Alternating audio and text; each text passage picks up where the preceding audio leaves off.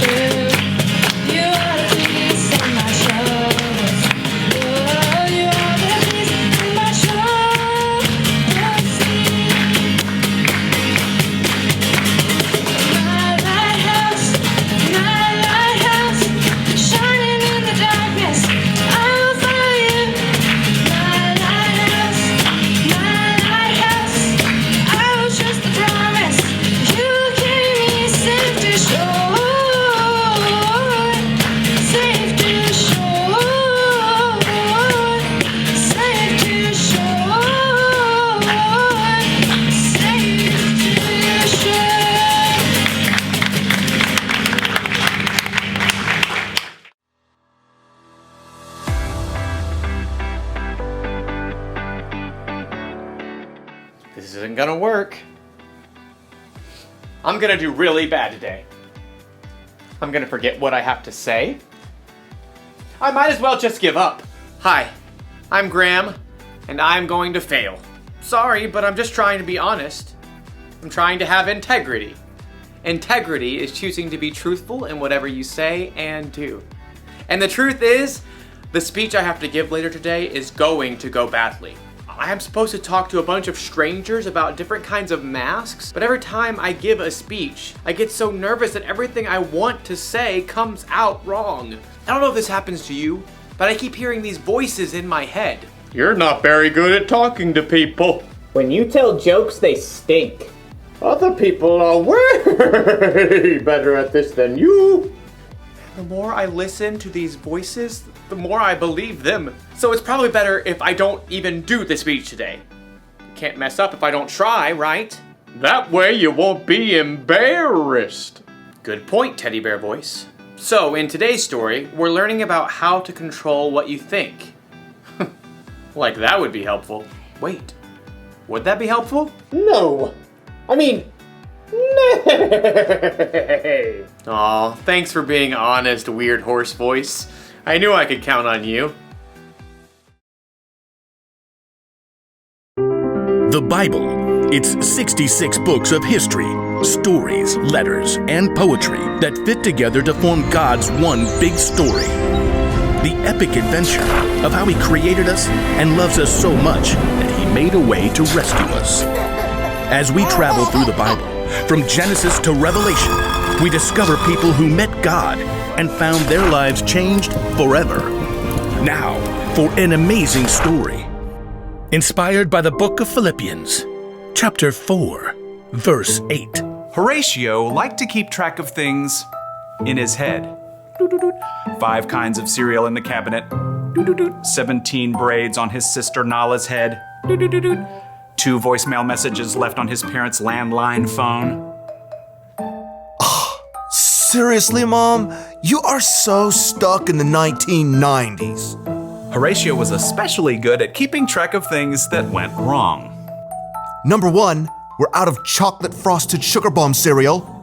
Horatio's mother did not always appreciate his lists. I did not buy that. Your dad bought that. Number 2, it is freezing in here. Put on a sweater.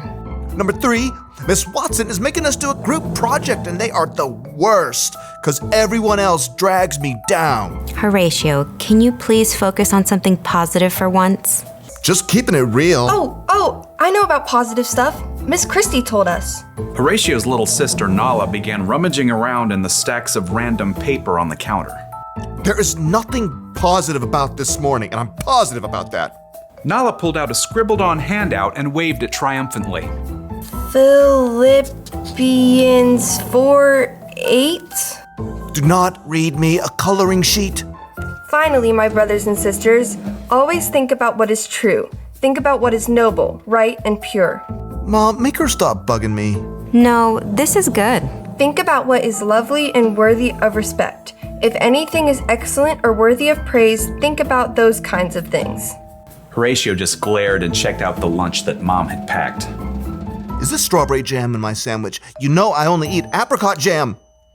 Over the next 2 hours, Horatio counted dozens of annoying things. Number 1, this bus stinks like dirty socks stuffed with Cheetos. Number 2, the classroom door needs some WD-40. Number 3, Miss Watson is wearing yellow, and I hate yellow. Number 4, this pencil is making a giant callus on my finger. Number 5, group projects are still the worst. Number 6, it's way too hot over here. And to make matters worse, Miss Watson had put Tish James in charge of the group. Ugh. So, we get to do a report on Cape Hatteras Lighthouse. I'll write the history, and Jordan, you can paint a picture, and Horatio, you research stuff about the land and animals around it. Number 7, Tish is super bossy. Oh, and here's a picture of the lighthouse. Tish held up a glossy photograph and Horatio opened his mouth, ready to complain about how boring lighthouses were. But he couldn't do it. Hatteras Lighthouse, spiraling into the sunset sky, was breathtaking. He could picture walking the beach and waves crashing as the warm light glowed overhead. And Horatio couldn't help hearing an echo of his little sister's voice. Think about what is lovely and worthy of respect. There it was, right in front of his face. Horatio found brand new thoughts forming in his brain. Hey, that looks really cool. That's amazing. It was as if a switch had flipped in Horatio's head. After seeing one good thing, he started to see more. Jordan had brought in some paintings he had done. Number 1, Jordan, you are a really great artist. Miss Watson helped Horatio solve some tough fractions by drawing a funny sketch. Number 2, Miss Watson is a super creative teacher. Mom had packed homemade cookies in Horatio's lunch. Number 3, my mom makes the best chocolate chip cookies on the planet. Who wants to share? By the time Horatio got off the school bus, Number 4, Mr. Rob drove us right up to our house because of the rain. he was actually smiling. Mom met them at the door. Hey kids, how was school? At that moment, Nala shook out her wet umbrella all over Horatio. And for a moment, Horatio frowned. Nala braced herself. Sorry. Number 5, I have a closet full of dry clothes upstairs. Nala's eyebrows shot way up. What happened to you? Nothing. I just realized I've got some pretty great things to focus on. So your day went okay? Number 6, it was positively awesome. Horatio beamed and ran upstairs to change his wet shirt. He had a lot of brand new lists to make up in his head.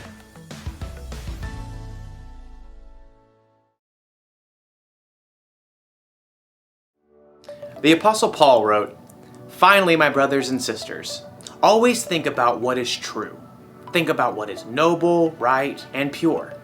Think about what is lovely and worthy of respect. If anything is excellent or worthy of praise, think about those kinds of things." You know what that means? It means you're in charge of what you think about. Maybe you can't control every single thought that enters your brain, Think about fish. You must think about. but you can control the thoughts that you focus on. Yes, you can. Having integrity doesn't just mean you're honest with other people. It means you're honest with yourself too. And to do that, you need to try and focus on things that you know are true. Things like, God made you. God forgives you.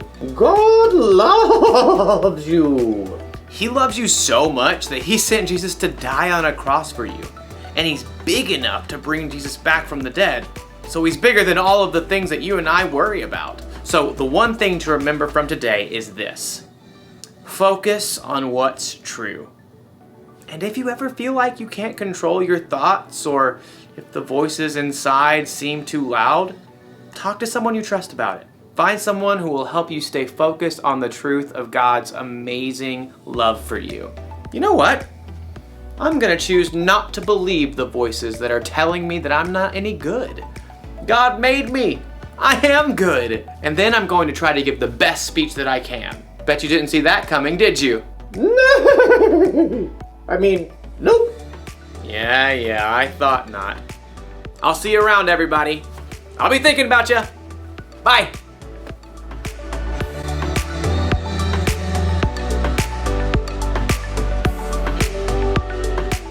Wasn't that a great story?